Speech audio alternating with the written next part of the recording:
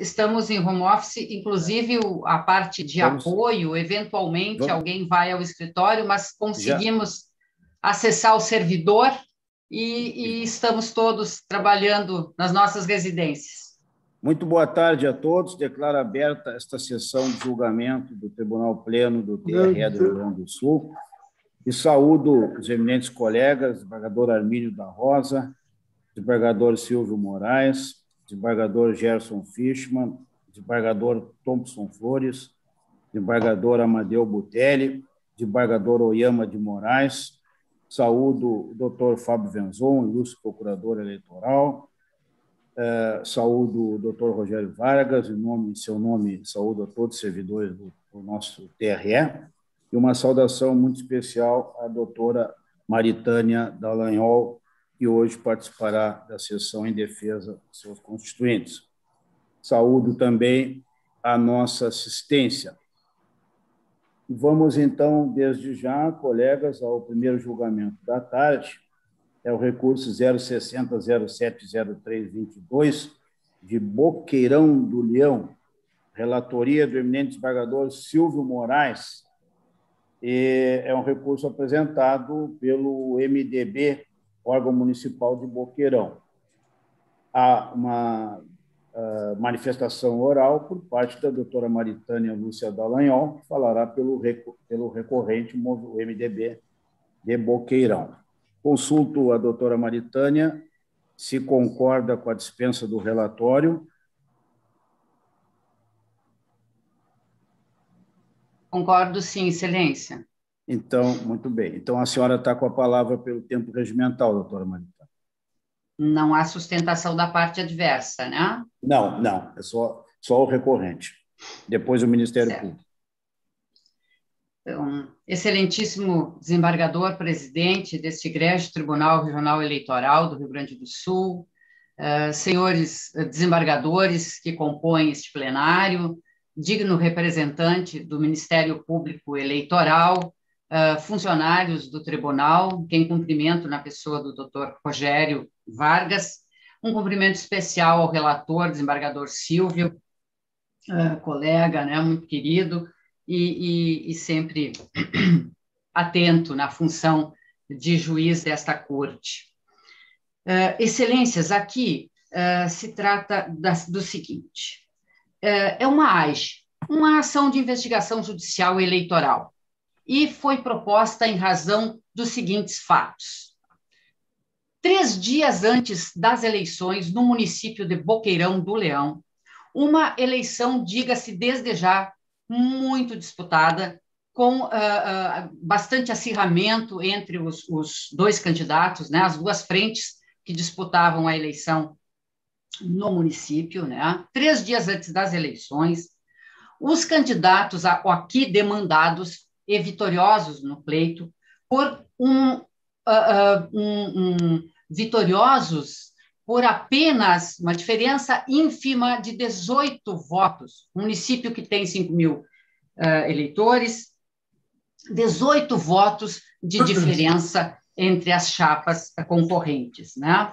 3 dias antes das eleições, os demandados, juntamente com o deputado Giovanni Cherini, na cidade, compareceram na sede do Conselho Tutelar, visitando na sede do Conselho 2 conselheiras, né, tutelares, momento no qual estes candidatos, com a presença do deputado, anunciaram que o Conselho Tutelar, então, receberia um automóvel para uso desse conselho.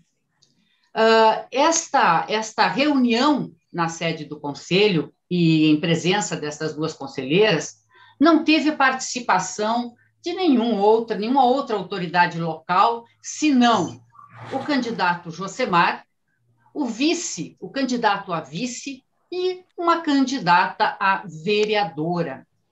Note-se, excelência, aqui, que após esta pequena reunião, se deslocaram ao comitê de campanha e lá deram ampla divulgação a este ato. Não bastasse, na véspera do pleito, no sábado que antecedia a eleição, o deputado Cherini publicou um vídeo de apoio a Josemar, no qual ele ressalta que foi procurado para ajudar Boqueirão do Leão e que ele, então, esteve ali e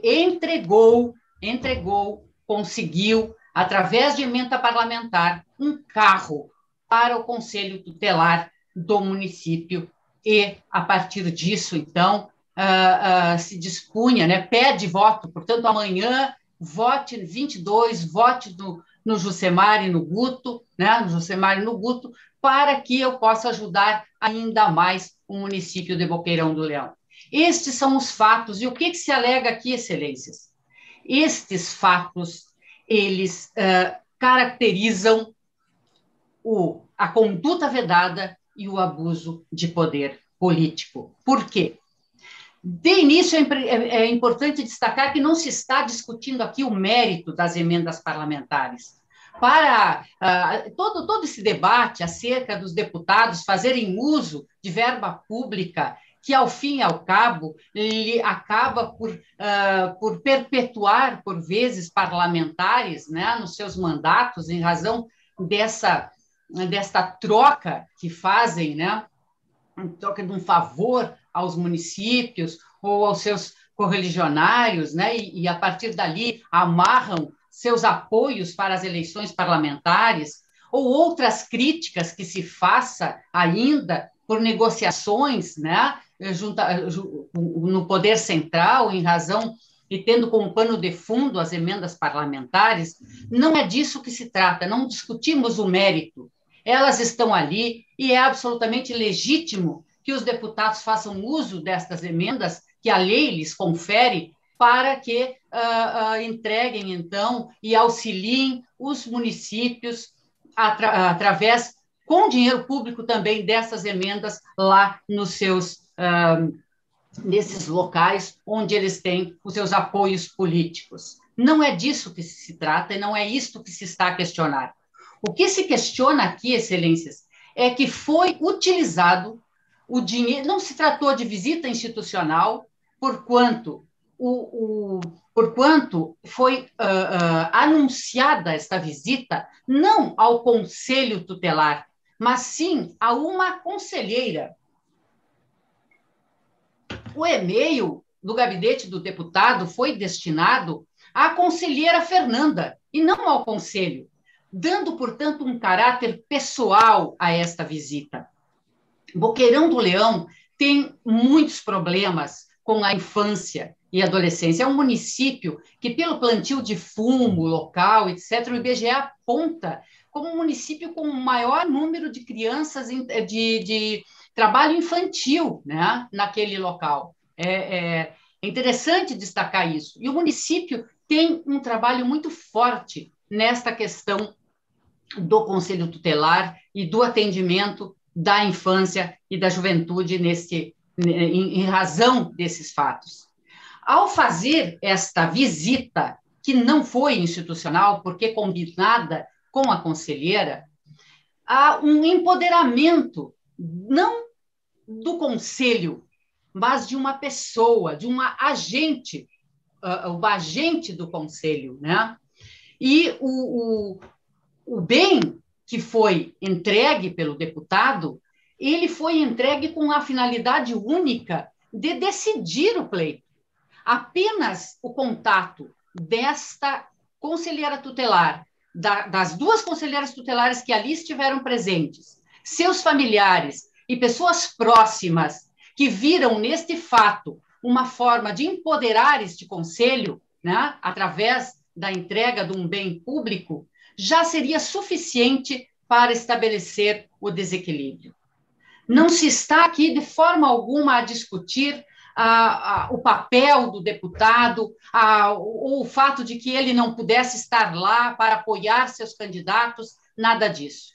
O que se discute, excelências, e de fato ocorreu, foi a utilização indevida do espaço público para desequilibrar o processo eleitoral. O princípio da igualdade foi imaculado neste gesto, neste ato, reforçado com o vídeo que juntamos aos autos e que apresentamos a Vossas Excelências, né, também através de memoriais, quando à véspera se vê, e de forma, uma divulgação ampla também deste vídeo, né, o deputado, juntamente com os demandados, vem e reforça esta circunstância. Então, nós estamos aqui, Excelências, diante do uso efetivo do espaço público, do bem público, para favorecer uma candidatura. E, além disso, fazendo uso político, né, deste recurso e desta condição, tanto do candidato Josemar quanto do deputado, nesse sentido. Este fato, Excelência, certamente desequilibrou o processo eleitoral em Boqueirão do Leão, e esses 18 votos foram, sem dúvida nenhuma, resultado deste último momento, esse último movimento da campanha, mas um movimento irregular. E em detrimento do princípio da igualdade, porquanto os demais candidatos se mantiveram firmes na legalidade, desde o princípio e até o final do processo eleitoral. Então, em razão destas questões já frisadas e também rememoradas a Vossas Excelências, através do documento já juntado aos autos e dirigido individualmente a Vossas Excelências, é que se requer o provimento do presente recurso. Muito bem. Com a palavra, o doutor Fábio Venzon, ilustre procurador eleitoral. Excelentíssimo senhor presidente do Egresso Tribunal Regional Eleitoral do Rio Grande do Sul, excelentíssimos embargadores, integrantes da Corte, Rogério Vargas, que secretaria a sessão, em nome de quem saúde todos os servidores, doutora Maritânia, que se encontra na tribuna, uma saudação especial à nossa audiência. O parecer, nesse caso, é do doutor Pumes, e o parecer foi no sentido do desprovimento do recurso, manutenção do entendimento da improcedência. Me parece, assim, que o foco principal aqui do Dr. Pumes para adotar essa posição foi que o evento, ele entendeu que o evento, apesar do e-mail ter sido para uma das conselheiras, mas inclusive considerando a pandemia, considerando que muitos servidores hoje se utilizam de e-mails pessoais, enfim, até para poder se comunicar, entendeu que isso não descaracterizaria o ato institucional de um parlamentar que está comunicando, que pretende fazer isso pessoalmente, né, que conseguiu uma verba para obter um veículo para aquele órgão público ali, que seria o Conselho Tutelar. Então, entendeu que o ato era institucional, efetivamente, isso não descaracterizou se tratar de um ato institucional. Né? Mas, além disso, ele entendeu que o ato em si, por exemplo, a participação daquele que é candidato a prefeito, mas é vereador, é natural num ato institucional de um parlamentar, de um deputado federal que vem ao município falar de uma emenda que ele está obtendo, é natural que um vereador do mesmo partido acompanhe ele nesse ato. Isso aí seria normal, né? Não haveria nada demais. Mas o doutor Pumes até reconhece no parecer que, de qualquer maneira, a presença do candidato a vice não tinha muita justificativa, efetivamente, até da candidata a vereadora. Do candidato a prefeito, sim, porque ele era vereador. Né? Mas, apesar também de reconhecer isso, o doutor Pumes menciona que o ato em si, que teria que ter uma finalidade eleitoral para poder, assim, ele em si teria que ter o vínculo com a questão eleitoral. Por exemplo, para haver uma promoção pessoal, que seria o inciso 4 do artigo 73, quando teve dado do inciso 4 do artigo 73, ou mesmo o abuso de poder no sentido de beneficiar a candidatura deles, teria que, naquele momento, daquele ato, que é aquele ato da entrega, o ato efetivamente que ocorreu ali no Conselho Tutelar, teria que ter havido algum tipo de promoção pessoal desses candidatos, ou alguma menção a eles, alguma menção à eleição. Não houve nenhuma menção à eleição, não houve nenhuma menção aos candidatos, uma prova nenhuma de menção à eleição, de menção aos candidatos. E o número de pessoas que estava presente, porque na inicial é juntado algumas imagens. Tem uma imagem que é dentro do Conselho Tutelar e outra imagem que é na frente do comitê eleitoral. À frente do comitê, acho que é o comitê eleitoral, a sede do partido, do diretório municipal. Naquele local, efetivamente, tem várias pessoas. Né? E ali é um ato de propaganda. Ali, sim, um ato especificamente de propaganda, claro. Né? Mas ali era momento que não haveria nenhum problema de você, de um candidato, um parlamentar, deputado estadual, fazer parte da propaganda eleitoral dos candidatos, não há problema. Agora, no Conselho Tutelar, que é onde há um órgão público que não poderia ser utilizado para fins eleitorais, ali existem pouquíssimas pessoas, aquela imagem é fácil de ver.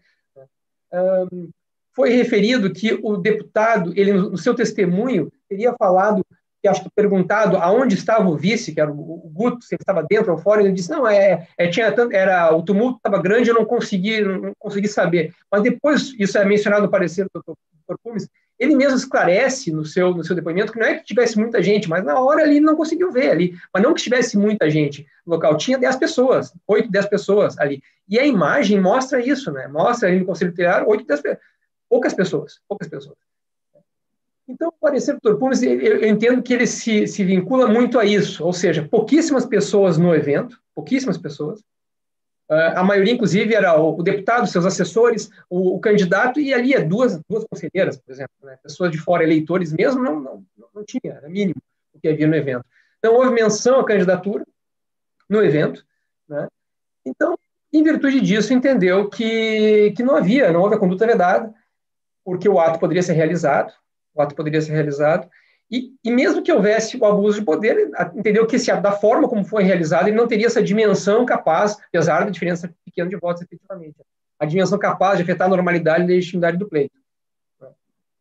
Então, o parecer do Ministério Público tem mais algumas questões aqui, que eu poderia também fazer referência, que está no parecer. A questão, por exemplo, foi mencionado muito que a família da conselheira é uma família numerosa, né? Mas ele entendeu que, olha, que a juntada da certidão de casamento não é suficiente para mostrar isso, de qualquer maneira, o bem não é para aquela conselheira, é para o conselho, e isso não seria suficiente também para demonstrar essa gravidade, para afetar a normalidade e legitimidade do pleito. Mas, claro, sabemos, é uma questão, é uma zona cinzenta, aqueles processos assim, que são um pouco mais difíceis, não fica nem tão claro assim, que não houve ilícito, nem que houve, assim, mas aí a pessoa temos que tomar alguma posição. E na dúvida, sempre nos manifestamos aí a favor da soberania popular, né? Então, se houver dúvida, querendo ou não, a decisão se dá a favor do voto.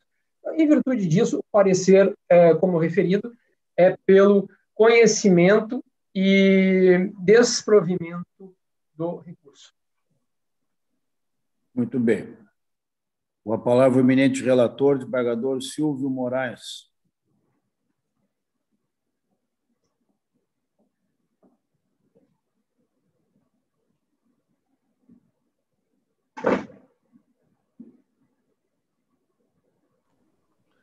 Desculpem, estava fechado o microfone. Eminente presidente, demais integrantes deste pleno, desembargadores, culto Dr. Fábio Venzon, nosso procurador regional eleitoral, Dr. Rogério, cuja pessoa saúdo os nossos valorosos funcionários do STRE, muito estimada desembargadora Maritânia, que ocupa esta tribuna, valorosa advogada, sempre engrandecendo a OAB com o seu trabalho com extremo denodo. Minha saudação a todos aqueles que prestigiam a nossa audiência. De fato, a questão aqui envolve os artigos 73, inciso 1 e 4 da Lei 9.504/97 e o abuso de poder, segundo o artigo 22 da Lei Complementar 64/90. A sentença do culto Dr. João Francisco Goulart Borges julgou a representação improcedente. Eu transcrevo os fundamentos da sentença.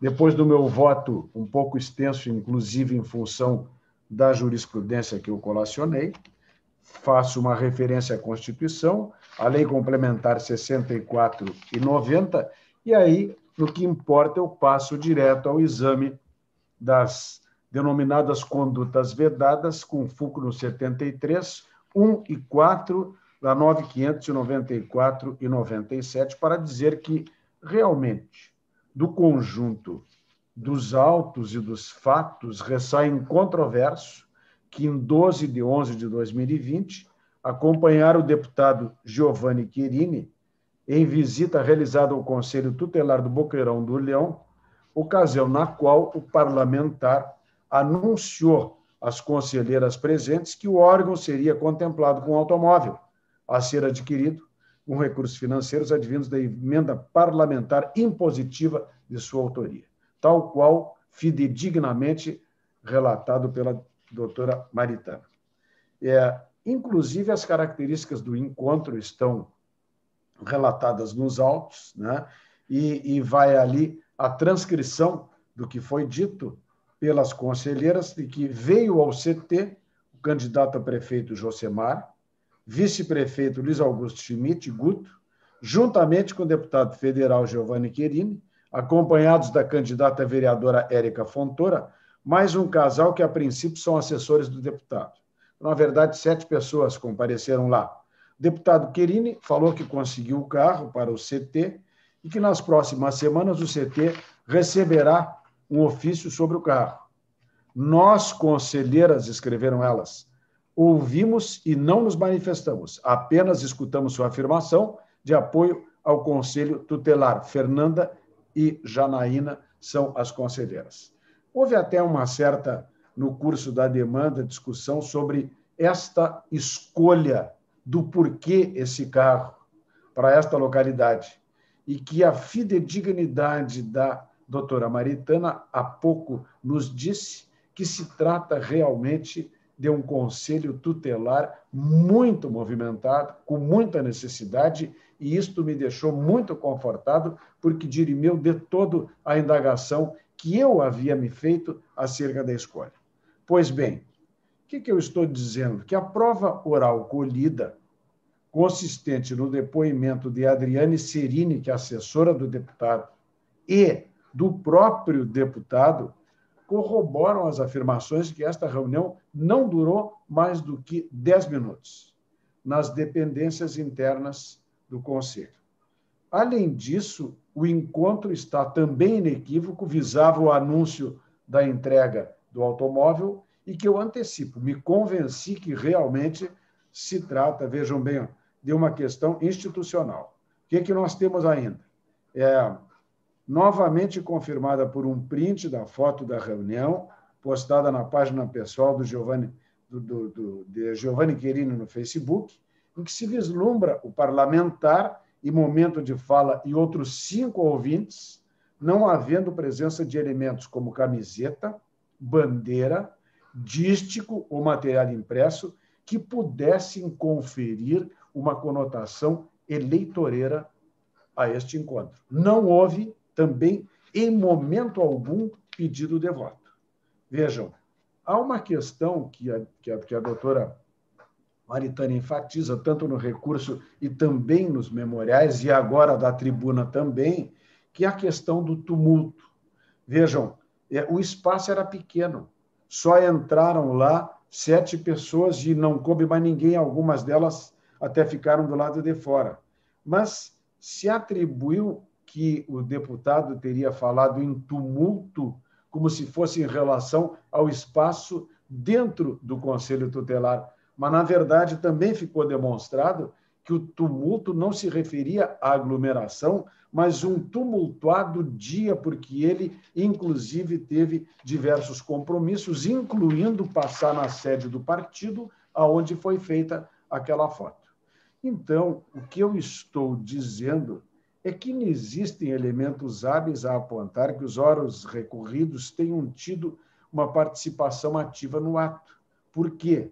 Porque as provas indicam que Josemar Barbão e Érica Fontana ingressaram na sala onde correu o anúncio e ali permaneceram em absoluto silêncio, ao passo que Luiz Augusto Schmidt nem mesmo teria adentrado ao recinto.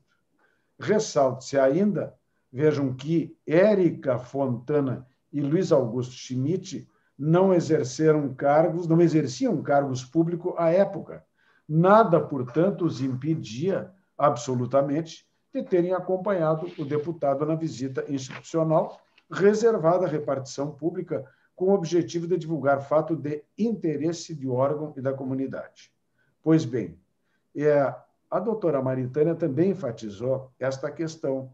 O encaminhamento de ofício versando sobre a destinação da viatura para endereço de e-mail particular da conselheira Fernanda, assim como a falta de tratativas a tal respeito com a prefeitura, o que eu entendo, vejam, e enfrento, não retira de modo algum o caráter institucional da comunicação, nem permite a presunção de que o assunto desbordou do campo estritamente oficial, que a reunião se desviou de sua finalidade única. No voto, eu estou transcrevendo trecho do parecer do procurador eleitoral, aliás, mencionado pelo próprio Dr. Fábio Venzon, mas para destacar que o parecerista disse isto: não constitui indício de abuso de poder político, nem configura conduta vedada de agente público, ainda mais considerando a pandemia do Covid-19, em cujo contexto servidores públicos de todas as esferas têm, sistematicamente, utilizado recursos de natureza pessoal, número de celular, redes sociais, e-mail, para fins laborais, sem que isso seja considerado impróprio. Portanto, no tocante à alegada prática de conduta vedada prevista no inciso 1 e 4 de 73 da Lei 9.504/97, é impositiva a confirmação da sentença. Vejam bem, inexistem elementos indicativos de que tenha havido cessão ou uso de bens móveis ou imóveis pertencentes ao poder público em prol de candidato, partido ou coligação. Eu, inclusive, trago a colação precedente do TSE, em que foi relator ministro Napoleão Nunes Maia Filho, e também estou dizendo que não existe provas de que houve uso promocional em favor do candidato político da distribuição gratuita de bens de caráter social, de serviço de caráter social, custeados pelo poder público, né? E aí também, na linha do TSE, eu trago uma decisão, verbis, não existe a conduta vedada prevista no inciso 4º do 73, quando o Estado, como no caso, doa um bem, como uma ambulância ou um carro de bombeiros, ao município para ser utilizado pela coletividade. Também afasto a incidência do 2214 da Lei Complementar 6490, com o que respaldo em duas decisões extensas, minudentes do TSE, uma do relator ministro Jorge Mussi e a outra em que foi relator o ministro Edson Fachin, em que é firme a jurisprudência no sentido de que, para afastar legalmente determinado mandato eletivo obtido nas urnas, compete à Justiça Eleitoral, com base na compreensão da reserva legal proporcional e fundamentado em provas robustas, admitidas em direito, verificar a existência de grave abuso de poder suficiente para ensejar as rigorosas sanções de cassação de registro, diploma ou mandato de inelegibilidade. Pois bem, então eu examino detidamente, vejam bem, mas não posso, e aí cito ainda duas decisões do nosso tribunal, vejam bem, dizendo que cuida-se de propaganda lícita e irregular, vejam bem, nos termos da liberdade de expressão no âmbito da disputa eleitoral, meio de exaltação das realizações dos candidatos e de seu grupo político de apoio em outras esferas do poder, expostos à avaliação e ao escrutínio popular, dizendo que, vejam bem, o vídeo e as fotografias não configuram ilícito eleitoral. Eu estou transcrevendo uma decisão dos nossos estimados desembargadores Thompson Flores e também do desembargador eleitoral Gustavo Alberto de Fenteler. Eu também preciso enfrentar, e faço uma rápida referência ao áudio mencionado pela doutora Maritânia, e que, na verdade, não teve o destaque, tanto na sentença quanto no parecer, mas vejam bem, este áudio ele foi gravado por Angélica em uma conversa com Beatriz, E me permitam mais um pouquinho do seu tempo, mas para afastar qualquer dúvida, ele diz isto na transcrição. O Domingos, o pai do Rodrigo Reginati, falou que já tinha comprado o nosso voto, né? Que o Joia tinha vendido, que já tinha vendido o nosso voto, que estava tudo certo. Eu já fiquei furiosa, nós não vendimos nosso voto, nós votemos consciente, né? E hoje de manhã o Adriano me falou assim, tu sabe quem fez a confusão? Daí que eu disse para ele, não sei. E ele disse, a Joana do Silvano. Daí ele disse que a Jana, hoje de manhã, ligou pedindo desculpa por causa de quem estava comprando o voto, era a Joia, o Joia, o irmão dela, comprando o voto para o Josemar. E eles venderam o nosso voto para o Josemar, porque parece que o Josemar teve ali nessa semana na casa do Silvano e eles venderam o nosso voto. Sem conversar com nós, venderam o nosso voto e aí aconteceu essa situação toda embaraçosa. Qual é a conclusão que eu extraí daqui? As circunstâncias da alegada venda de voto, afirmada na mensagem, não é esclarecida ou corroborada de forma suficiente por qualquer outro elemento de prova, bem como em nada se refere ao deputado Querini ou alguma vantagem indireta prometida a Janaína, pois não existem, portanto, evidências da conduta vedada, quanto mais provas claras e robustas de grave abuso, como seria o exigido.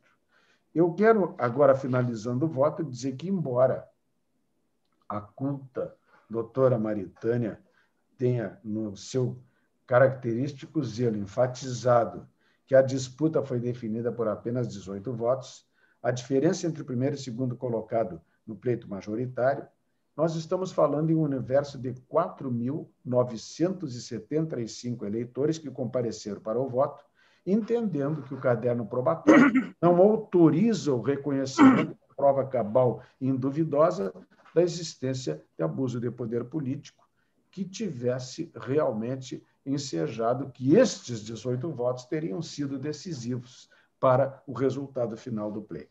Portanto, aptos a ensejar a reforma da sentença. Em conclusão, em harmonia com a manifestação da Procuradoria Regional, não restando caracterizada a prática de conduta vedada ou de outro ato que pudesse configurar abuso de poder político, deve ser integralmente mantida a sentença que julgou improcedente a ação de investigação judicial eleitoral originária e é o modo pelo qual, como estou votando e submetendo a douta análise dos demais integrantes deste plenário. É o voto, eminente presidente. Muito obrigado, desembargador Silva. Consulto os colegas se alguém deseja se manifestar, fazer manifestação de voto. Senhor presidente. Pois não, desembargador Gerson. Eu gostaria apenas, e principalmente, renovando as saudações em homenagem à doutora Maritânia, e que sempre nos traz, e sempre me impressiona, sustentações orais de forma muito clara, muito objetiva, muito transparente, e é um grande auxílio a essa corte, doutora Maritânia, a sua presença, e também estamos saudosos do plenário e da tribuna presencial, e almejamos todos que isso podemos em breve. Eu quero dizer que eu acompanho integralmente também aqui, fazer um rápido elogio ao voto do eminente relator, porque efetivamente é uma situação que, num primeiro momento, ela impressiona, e começo dizendo, e serei só esse o aspecto, ela impressiona pelo resultado da votação. Esse é um número que realmente causa alguma perplexidade, porque fica assim, aquela zona muito tênue entre uma atitude que é institucional, sem dúvida nenhuma, de um deputado federal que vai, no município, dar um apoio explícito e também, naquele momento, faz referência a uma doação que está dentro do critério que todos nós sabemos das emendas, mas ali, confesso que ficou realmente... Mas nós sempre trabalhamos aqui com o princípio da valorização das urnas, o princípio do resultado, e aí haveria que esse fato ser classificado como gravíssimo. E, efetivamente, nesse sentido, o voto do eminente relator deixa com toda tranquilidade, por isso estou acompanhando integralmente. Muito bem. Alguém mais deseja se manifestar? Então, podemos proclamar o resultado. Recurso 060-070302, de Boqueirão do Leão, a unanimidade negaram provimento. Eu me despeço, senhor presidente, e desejo um bom trabalho. E, para deixar claro, desembargador Silvio, eu quero dizer que vossa indicação ao TRE honra a categoria, tá certo? Obrigado. Um abraço a todos, bom trabalho. Obrigado, boa tarde, doutora Maritânia. Próximo é o recurso 060-027930 de Santo Cristo, relatoria do eminente desembargador Armínio da Rosa. Com a palavra, o eminente procurador, doutor Fábio Venzon. Senhor presidente, renovando as saudações, recurso eleitoral interposto contra a sentença proferida pelo juízo de Santo Cristo, que julgou improcedente a representação formulada pela coligação Viva Santo Cristo em virtude de publicação realizada pela candidata vereadora Lia Inês Lenz no perfil do Facebook após as 22 horas do dia anterior às eleições, o que entendeu o representante que violaria o artigo 39, parágrafo 9º. Esta questão foi julgada pela Corte agora, recentemente, na última sessão, se não me engano, no processo 0600-27845, em que o recorrente é essa mesma coligação, também veio de Santo Cristo. E aí se entendeu que, ultrapassadas as eleições, e nesse ponto retifico o parecer, porque ele foi dado antes do período eleitoral, tocante à remoção, obviamente, já houve a perda do objeto. Mas o recorrente postulava a aplicação de multa, né? Em primeiro lugar, não existe multa para essa conduta, ainda que houvesse violação daquele parágrafo. Infelizmente, tem vários dispositivos da lei das eleições, vários ilícitos que não estão sujeitos a nenhum tipo de multa. E, neste caso, esse parágrafo 9º do artigo 39 não tem multa prevista. De qualquer maneira, nós, no mérito daquele outro parecer, e esse aqui é o parecer do Dr. Pumes também, no mesmo sentido, estamos entendendo que esse dispositivo ele visa assegurar a tranquilidade, o repouso noturno, ou seja, ele diz respeito àquela propaganda que traz poluição sonora, digamos assim, né? E não a propaganda na internet. A propaganda na internet está sujeita à vedação, aquela que diz que no dia das eleições, né, não se pode colocar novos conteúdos, na verdade, que aí até seria crime. Mas, assim, em relação especificamente a esse parágrafo 9, ele não veda. Então, não existe nem mesmo ilícito, e mesmo que houvesse ilícito, não haveria multa. Então, com isso, nós estamos opinando aqui pelo não conhecimento em parte do recurso, em relação à remoção, pela perda do objeto, e no restante, em tocante à aplicação da multa, pelo desprovimento.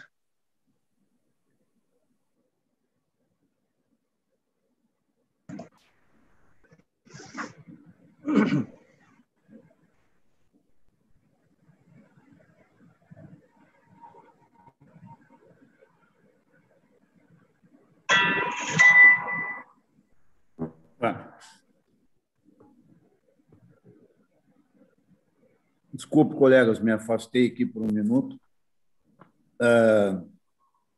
Já manifestação do doutor Fábio Venzon, né? Então, com a palavra, o eminente relator, desembargador Armínio da Rosa.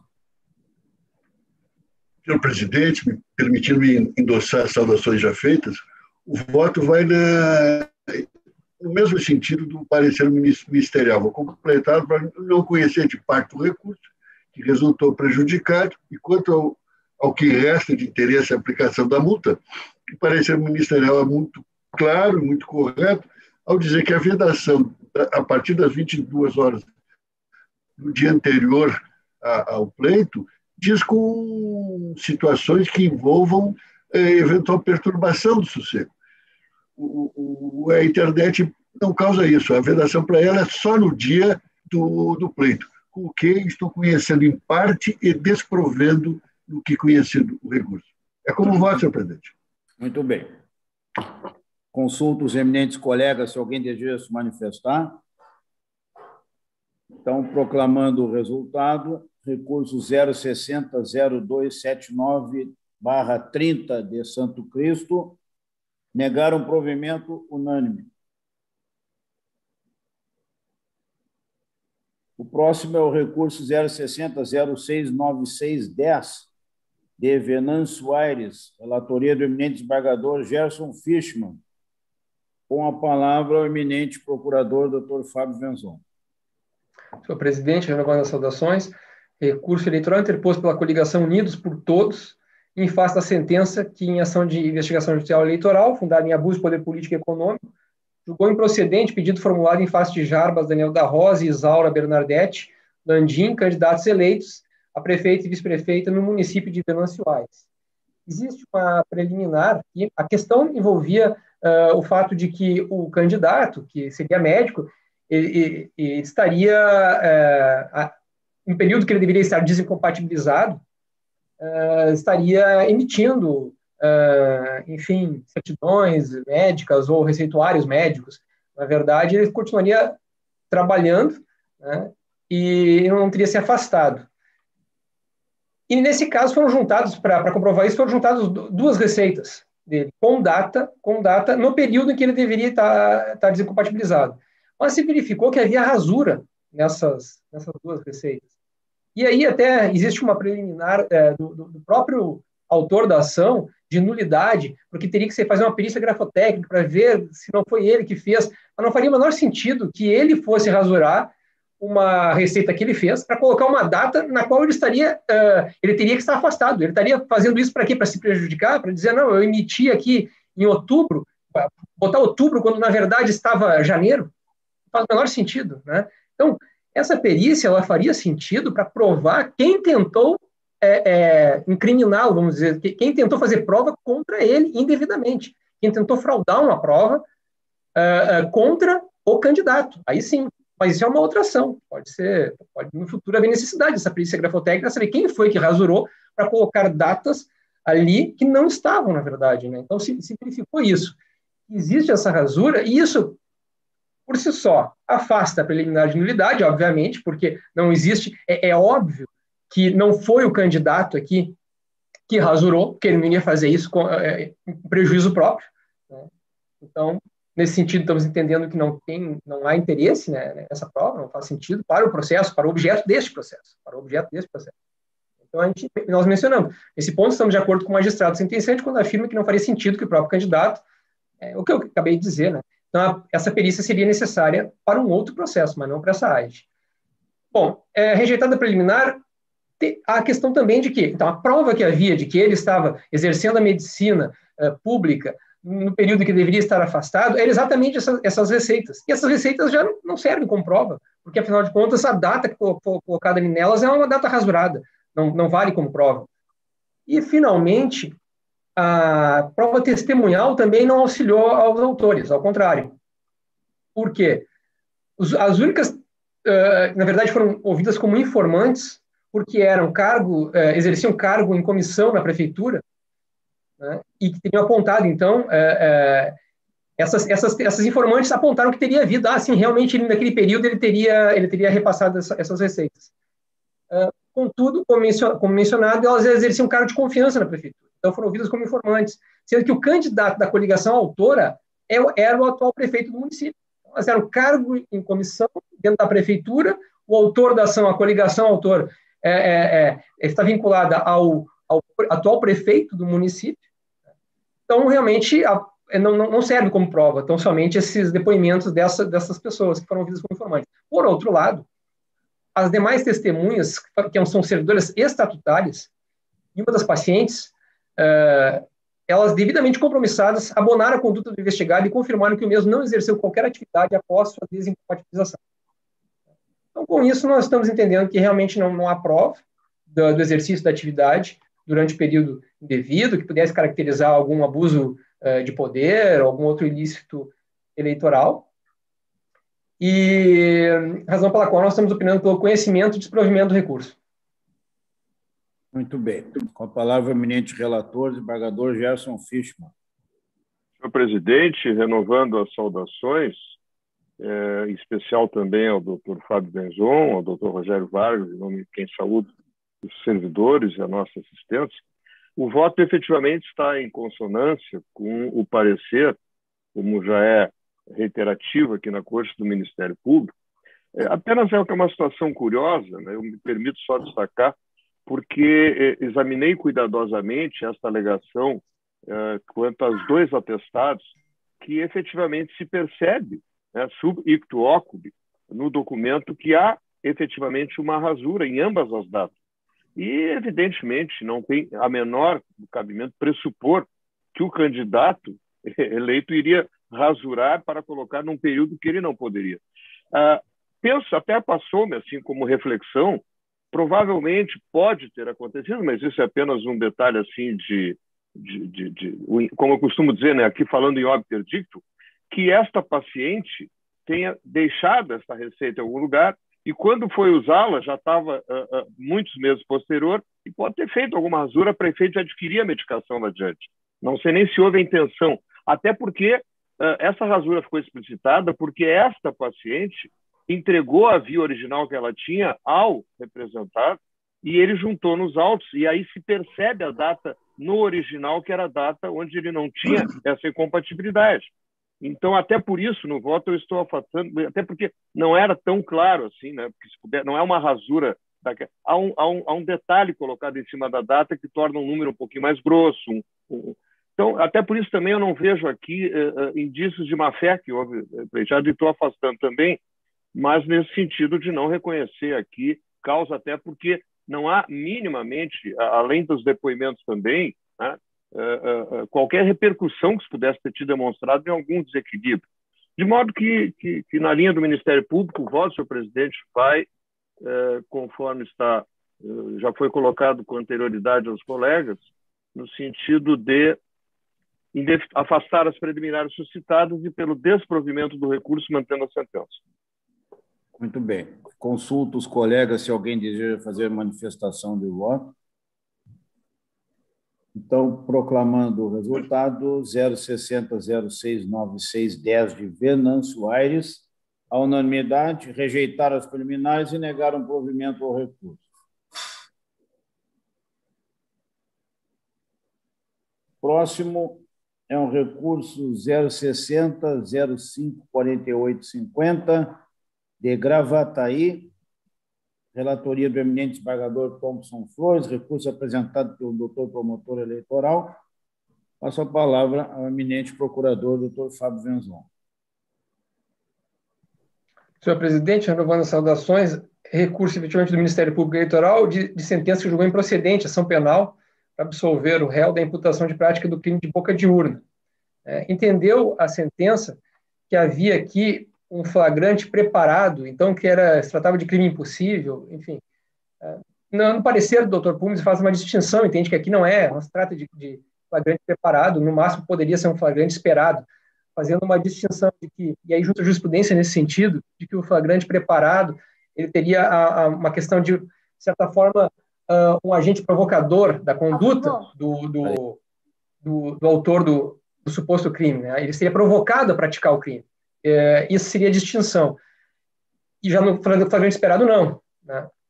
Nesse caso aqui, a pessoa ofereceu os santinhos para um fiscal do Ministério Público, que se encontrava lá fiscalizando, não se encontrava lá votando, se encontrava lá fiscalizando. Mas em momento algum houve qualquer tipo de atitude que pudesse provocar a prática do ilícito.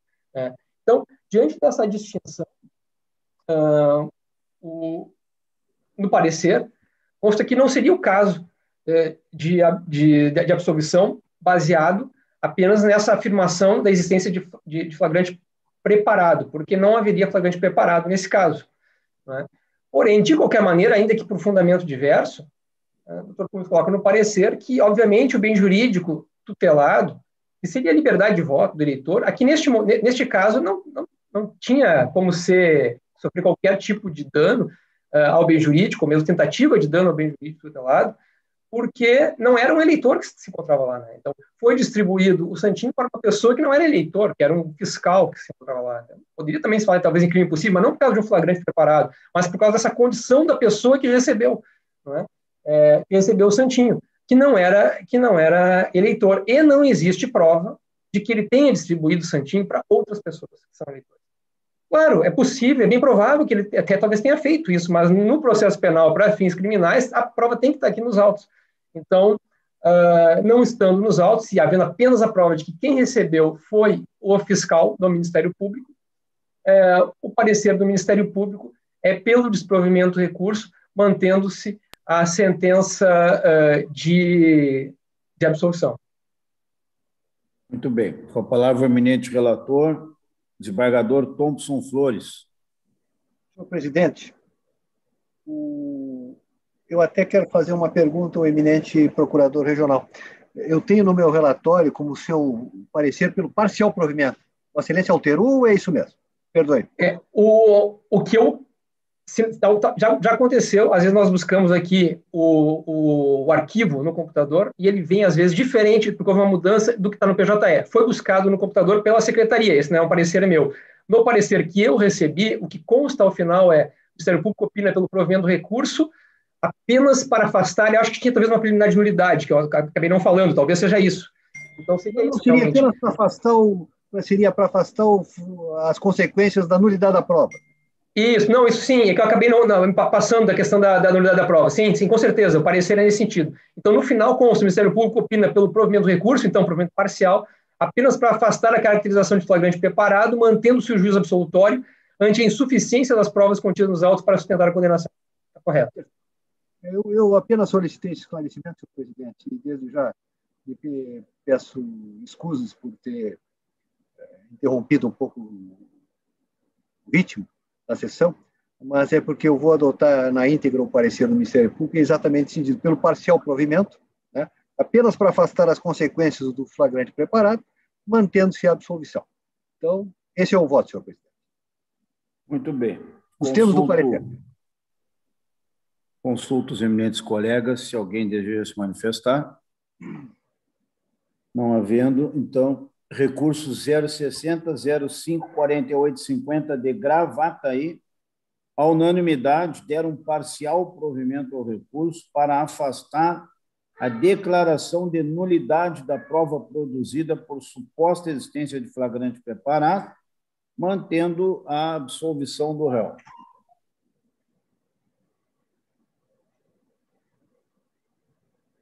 O próximo recurso é o habeas corpus 060 006605 de Alpestre, relatoria do eminente desembargador Amadeu Buteri, habeas impetrado por William José Balbinotti, e passo então a palavra ao eminente procurador, doutor Fábio Venzon. Senhor presidente, renovando as saudações, habeas impetrado em favor de Alcir José Rendes, contrato do juízo da 114ª Zona Eleitoral, consistente no recebimento da denúncia em ação penal, na qual é imputado crime de calúnia, difamação e injúria, com finalidade eleitoral. Os impetrantes sustentam, basicamente são 4 fundamentos que sustentam esse ato. Primeiro, seria a incompetência da Justiça Eleitoral. Ele fala, na verdade, inicialmente em legitimidade do Ministério Público, mas assim, sempre a competência da Justiça Eleitoral pelos crimes é que define depois a legitimidade do Ministério Público. A parte criminal, ao menos, é assim. Então, no caso, ele alega que não haveria aqui crime eleitoral, porque essas manifestações dele não se deram na propaganda eleitoral, mas em vídeo publicado na rede social do Facebook. Então, ele diz que não se trata de crime eleitoral. Então, incompetência da Justiça Eleitoral. Segundo, eu acho que eu vou, na verdade, cada um deles eu já falo e já digo o nosso fundamento. O fundamento do Ministério Público, no sentido de que se trata de crime eleitoral, está até bem, foi trazido, os trechos da propaganda foram trazidos na decisão do eminente relator que indeferiu a liminar, em que fica claríssimo que ele está falando de eleições. Ele menciona eleições, menciona nossos adversários políticos, eleitores, votar, enfim. Né? Então, o trecho que está ali na decisão do eminente relator, decisão liminar, deixa claríssimo que se trata de uma fala com finalidade eleitoral, com finalidade de propaganda eleitoral. Né? Então, quanto a esse ponto, tem que ser, não se sustenta. Segundo fundamento, inexistência dos fatos na rasa da denúncia, pois o paciente afirmou que a vítima foi condenada por litigância de má-fé em reclamatória trabalhista e não em decorrência de sua atuação como promotor de justiça na coordenação da Operação Paiol. O que acontece? Essa fala dele, na página pessoal do Facebook, ele fala dessa Operação Paiol, da qual ele foi investigado na Operação Paiol. E ele não fala, e ele, em determinado momento, ele fala que o promotor foi condenado em litigância de má-fé. A ação penal foi ajuizada porque da fala se depreende que o promotor teria sido condenado em litigância de má-fé dentro do processo, do único processo que ele menciona ali, que é o da Operação Paiol. E isso seria uma forma, inclusive, de descaracterizar aquela operação e tal, porque, afinal de contas, imagina, na Operação Paiol, que ele é investigado, o promotor é condenado por litigância de má-fé, e são citados trechos da sentença, mas jamais referindo que se tratava de outro processo, que falam que, não recordo exatamente o teor específico, né? mas que o promotor não teria agido de acordo com a legalidade. Acontece que, aí, agora no habeas corpus, ele alega, não, estava falando de uma reclamatória trabalhista, que o promotor propôs uma reclamatória trabalhista em virtude de um curso onde ele dava aula, e que lá ele foi condenado por litigância de má-fé, e isso é verdade. E, aparentemente, realmente é verdade, aconteceu isso mesmo, o promotor foi condenado em litigância de má-fé numa reclamatória trabalhista. Inclusive, sofreu uma sanção disciplinar. Né? Só que, na fala dele, ali no Facebook, eu tive o cuidado de acabar assistindo, né, ouvindo ali, em nenhum momento ele pega e fala da reclamatória trabalhista. O único processo, quando ele fala em litigância de má-fé, ele está falando de litigância de má-fé em um processo. E o único processo que é referido de forma precedente a essa fala é a Operação Paiol. Logo, qualquer um iria concluir que a litigância de má-fé é na Operação Paiol. E realmente isso não é verdade, porque o promotor não foi condenado em litigância de má-fé na Operação Paiol. Então, em tese, existe ali, sim, crime contra a honra. E, então, isso não é fundamento para trancamento da ação penal. Terceiro fundamento aqui trazido é que não teria havido o oferecimento do acordo de não persecução penal, mas a ausência desse acordo de não persecução penal, ela veio fundamentada pelo Ministério Público, exatamente em virtude dessa Operação Paiol, que envolve crimes graves. Então, ela veio devidamente fundamentada. E, no nosso parecer, trouxemos aqui uma decisão recente do Supremo Tribunal Federal, relator ministro Alexandre de Moraes, em que consta elemento que segue em relação ao acordo de não persecução penal. Menciona o seguinte, fala das condições, enfim, entretanto, não obriga o Ministério Público, nem tampouco garante ao acusado o verdadeiro direito subjetivo em realizá-lo, simplesmente permite ao parquê a opção devidamente fundamentada entre denunciar ou realizar o acordo, a partir da estratégia de política criminal adotada pela instituição. O artigo 28A do Código de Processo Penal, alterado pela Lei 13.964, foi muito claro nesse aspecto, estabelecendo que o Ministério Público poderá propor acordo de não persecução penal, desde que necessário e suficiente para a reprovação.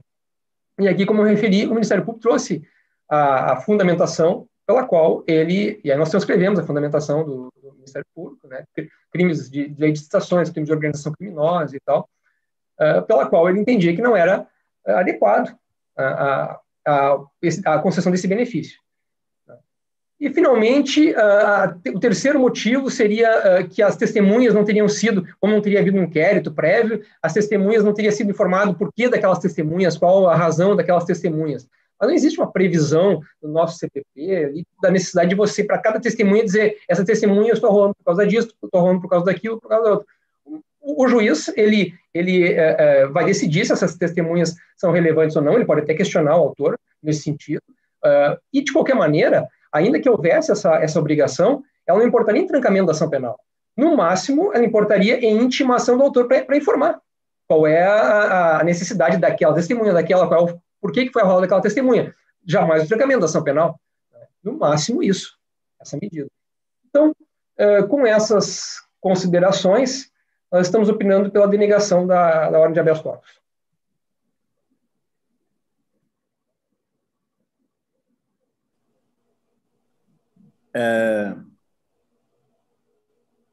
Com a palavra, o eminente relator,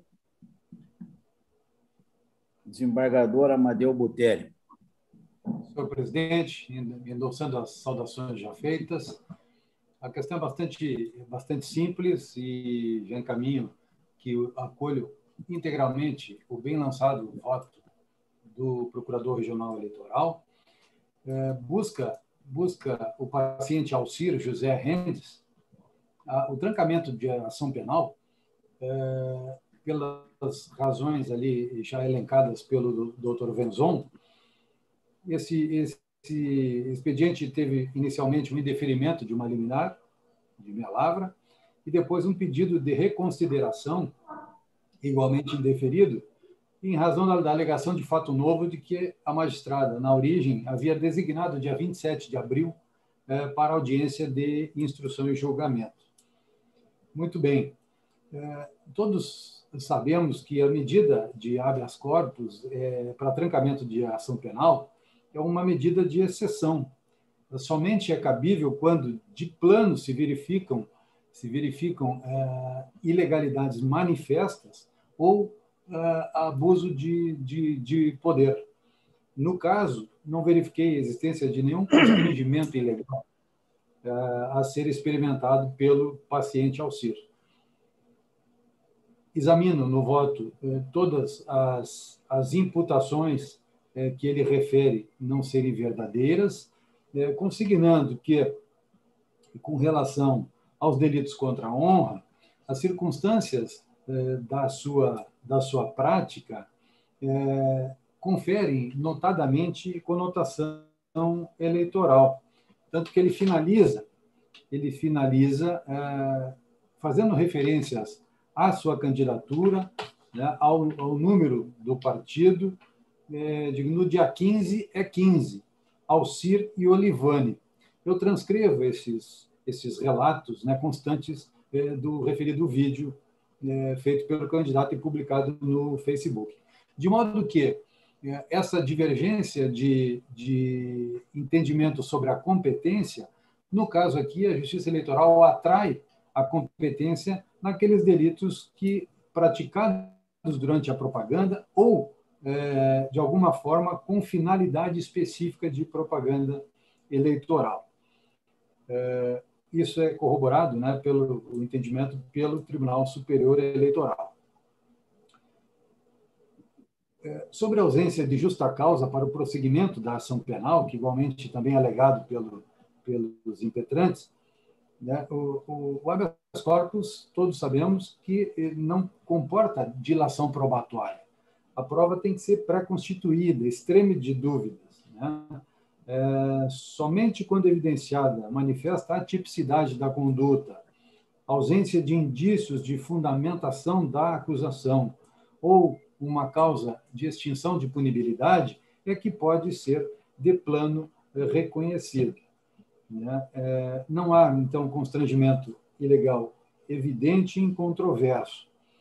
Com relação à ausência de oportunidade da acordo de não persecução penal, essa questão, até a semana passada, no grupo de juízes criminais aqui, se travou um longo debate sobre a natureza jurídica desse instituto. Tá? Alguns colegas entendiam que se tratava de um direito subjetivo do acusado, outros com versão diferente, mas as deliberações, as decisões mais recentes do STJ e do Supremo Tribunal Federal são no sentido de que, efetivamente, não se trata de um direito subjetivo do acusado, ou seja, naquelas hipóteses em que, lá dos bancos escolares, onde a lei penal diz poderá, leia-se deverá. Não é o caso, né, de ser ofertado. Se trata este instituto, né, vinculado à política institucional do Ministério Público, saber se aquele fato tem relevância para a instituição de oferta de um acordo de não persecução penal. De modo que, também, nesse aspecto, não assiste razão aos impetrantes. E, por fim, com relação às testemunhas, a mera alegação de que uma testemunha estaria domiciliada e residente em Santa Maria e outra em Florianópolis, né, em Santa Catarina, por si só não conferem, né, qualquer desconfiança sobre o conteúdo das suas declarações. Eventual inconformidade com o seu depoimento deverá ser manejada oportunamente, ser entendida, ouvir pelo magistrado na origem, né, mediante a contradita processual pertinente, né, se entender que aquelas testemunhas não têm a condição para a prova daquele fato que está se pretendendo perante o juízo. De modo que, senhor presidente, eu voto pela confirmação do decreto liminar, né, e pela denegação da ordem de habeas corpus. É assim como voto.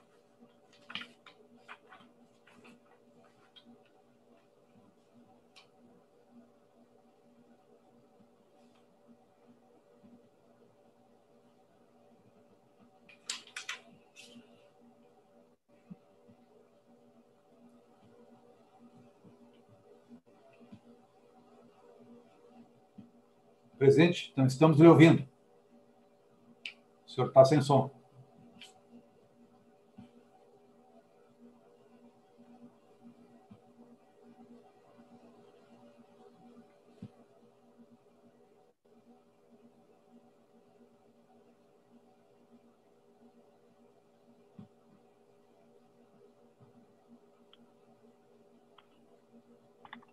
Agora, tente de novo, presidente.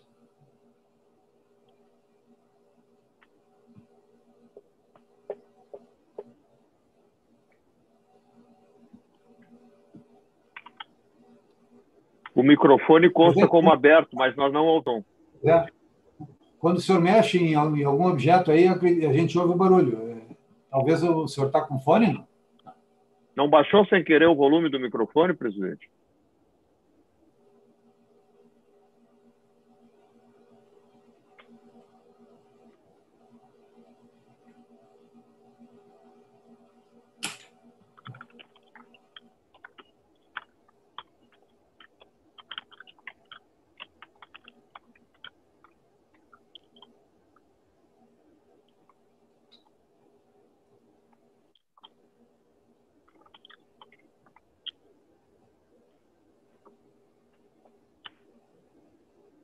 Não estamos lhe ouvindo.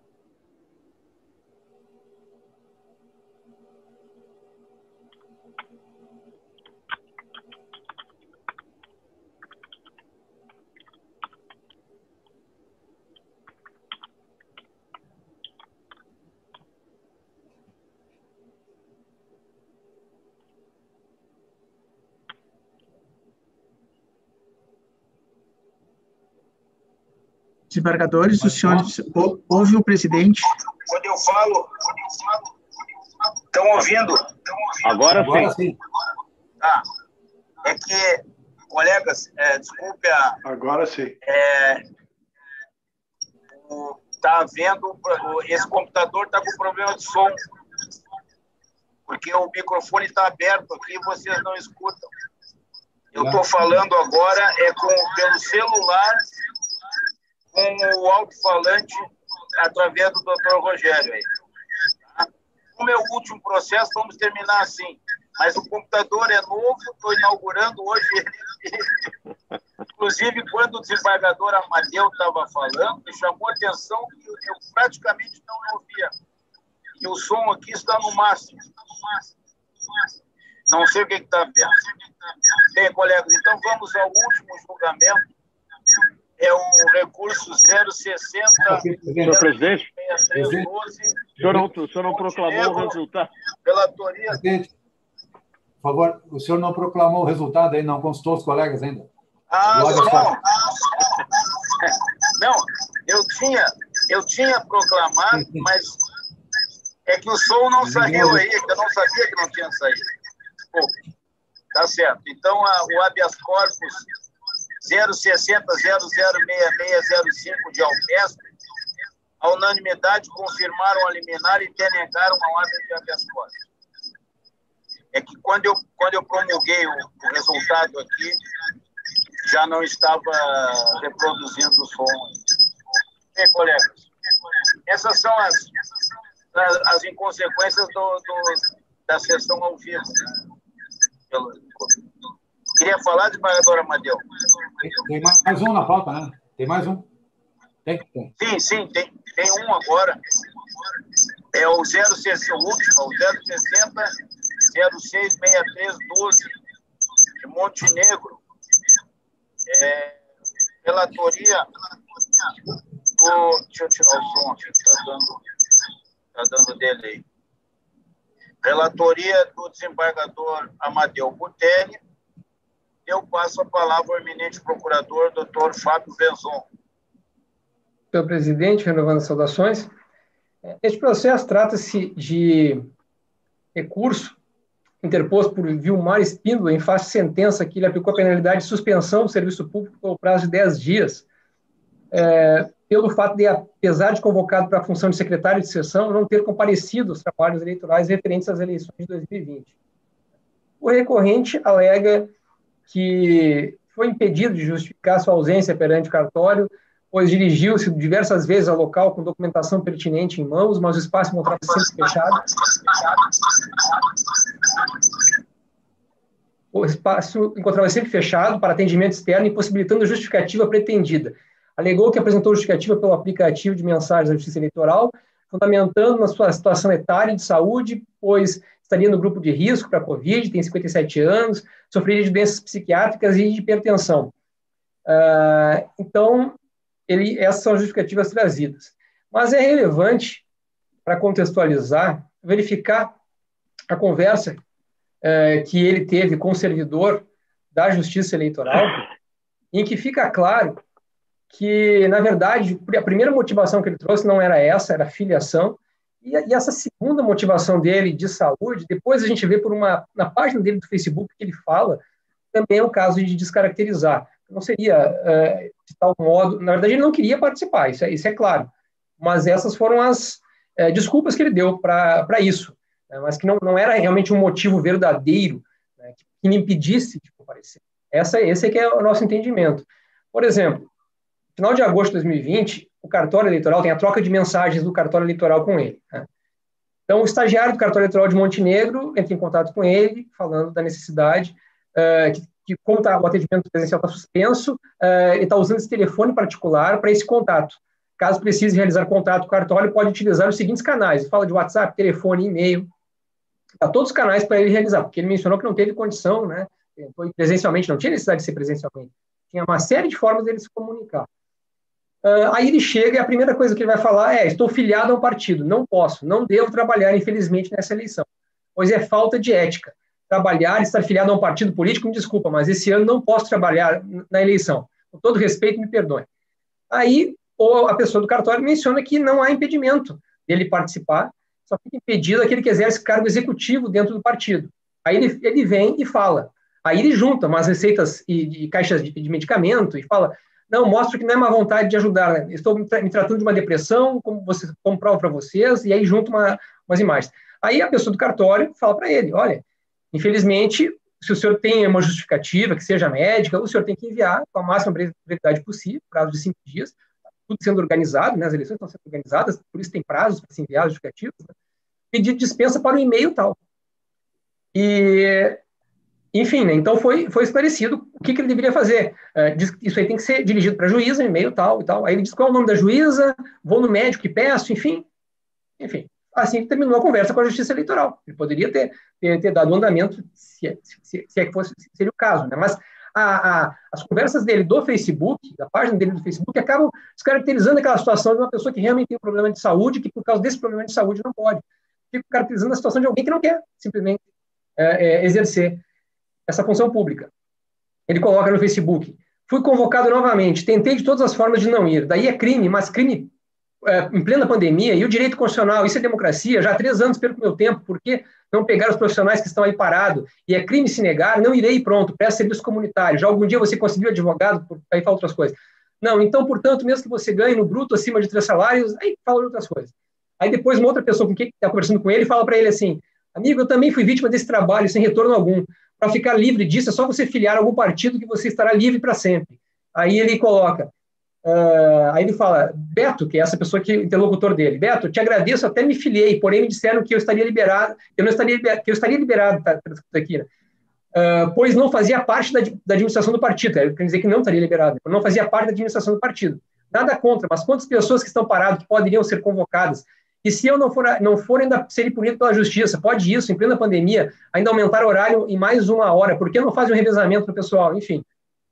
Então, essa conversa se vê claramente que ele não queria participar, era isso, ele não queria participar. Ele teve ali fora, se fosse questão do medicamento, ele tinha maneiras de ter encaminhado as receitas, se ia ser analisado pela justiça e tudo mais, não foi.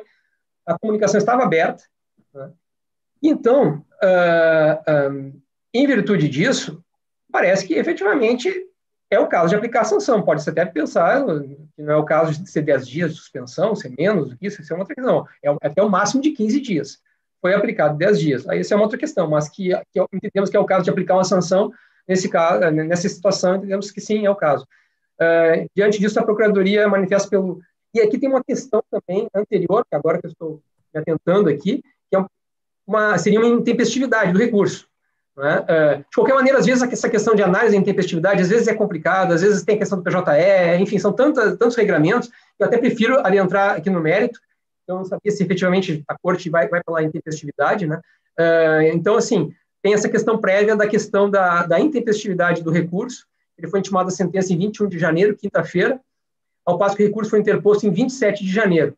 Já teria passado o prazo para recorrer, o prazo de 3 dias para recorrer. Mas, como tem essas peculiaridades aí, que às vezes a gente acha que é intempestivo e não é, de qualquer maneira, eu aqui já me antecipei, já falei também aqui da questão do mérito. Então, opinamos pelo não conhecimento do recurso e, subsidiariamente, pelo desprovimento. Muito bem. Estão me ouvindo? Estão escutando? Sim. Sim. Sim? Eu mexi aqui por curiosidade, comecei a mexer nos controles internos do som e descobri que tinha um ali que tinha desativado quando o desembargador Amadeu falou e desativou tanto ele quanto a mim. Mas está resolvido, por enquanto. Então, com a palavra, o eminente relator, desembargador Amadeu Buteri. Senhor presidente, renovando as saudações, primeiramente, eu estou afastando a questão preliminar com relação à intempestividade, tendo em conta que não se tem a certeza da data da leitura do ato de intimação eletrônica, né, efetuada na origem. Não tem bem certeza se foi por WhatsApp ou por e-mail, e essa data não ficou bem configurada nos autos, de modo que eu estou, então, conhecendo do recurso, considerando-o tempestivo.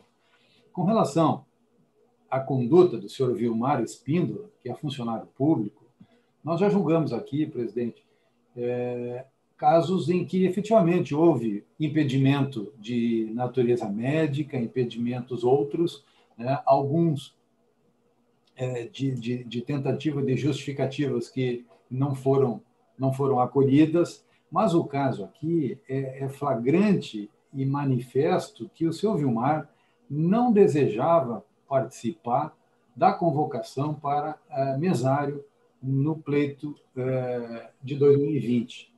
Tanto é que ele iniciou contatos com o cartório eleitoral, várias conversações foram tratadas, onde ele pediu orientações de como encaminhar o pedido de dispensa. Na verdade, não era um pedido de dispensa, ele alegava que estaria impedido por questões médicas, que depois foram mudando, né? Primeiro, a alegação, como bem pontuou o doutor Venzon, era com relação à filiação, que alguém havia referido a ele que se ele se filiasse a um partido político, ele não mais seria convocado. Isso não é verdade, porque só se fizer parte da diretiva do diretório municipal que isso acontece, e a partir da ciência dessa negativa, por este motivo, é que ele passou a argumentar com questões de impedimento médico, hipertensão, né, crises depressivas, né, e sua idade de 57 anos, né, segundo ele, próximo à idade que conferia maior risco à contaminação pela Covid. Muito bem. Nessas conversações com o servidor do cartório, o estagiário, ele inclusive chega a questionar o nome da juíza para fazer o correto endereçamento, né? Ele pergunta primeiro se era a doutora Beatriz, depois o servidor lá corrige, não, é a doutora fulana de tal, né? Ele nada disso faz, né? E depois não comparece, e a análise cronológica da documentação que ele junta não confere credibilidade, né, para a alegação de impedimento ao dia da eleição. Ele esteve, inicialmente, com consultas em 10 de janeiro de 2020, né?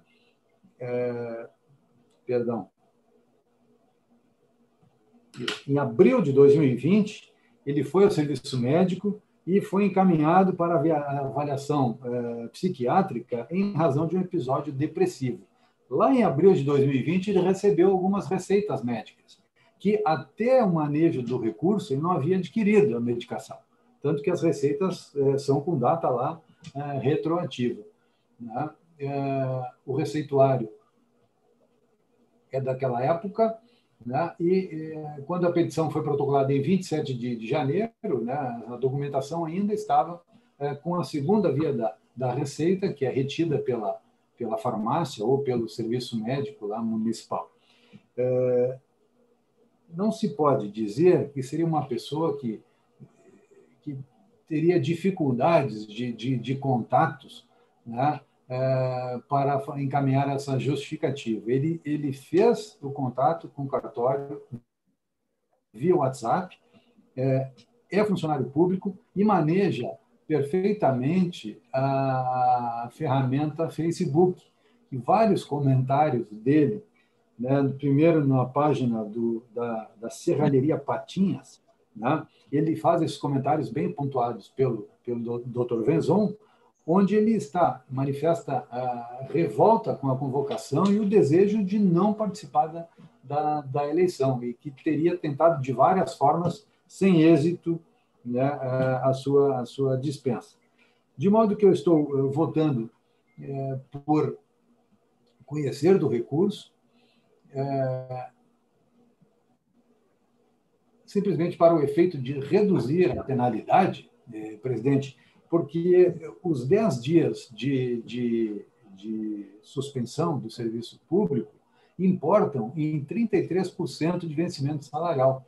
Embora servidor público, todos sabemos das dificuldades, e ainda mais agravadas pela pandemia, dificuldades de natureza econômica, a assolar essas famílias, especialmente no interior do Estado. Então, eu estou votando também por reduzir a penalidade para o mínimo legal de 5 dias, que importa 16,6%, né, nos vencimentos do recorrente.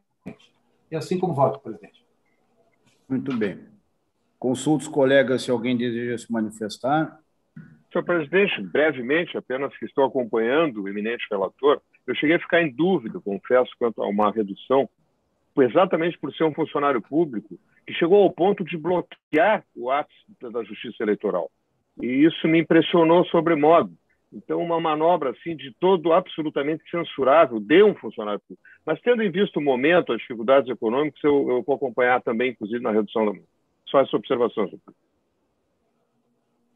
Alguém mais deseja se manifestar? Desembargador Silvio? Presidente, eu quero acompanhar o relator também com relação à diminuição da pena, mas eu acho que é bem própria ao efeito profilático diante do lamento que eu faço desta falta de sensibilidade da contribuição para um ato tão importante à cidadania quanto uma eleição.